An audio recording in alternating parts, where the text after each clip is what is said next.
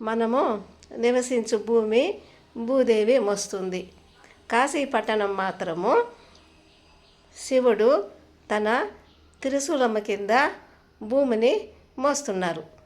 ఆయన ఉండు ప్రదేశము శివుడి గుడి నుండి తన చుట్టూ 20 కిలోమీటర్లు ఆవరణం వరకు శివుడు కాశీ పట్టణాన్ని తన త్రిశూలము కింద మోస్తున్నాడు.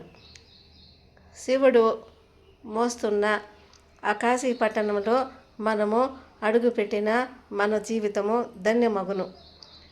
కాశీలో గుడి నుండి చుట్టూ 20 కిలోమీటర్ల విస్తీర్ణం వరకు ఎవరైనా సరే మరణించిన వారికి నేరుగా స్వర్గప్రాప్తి కలుగును.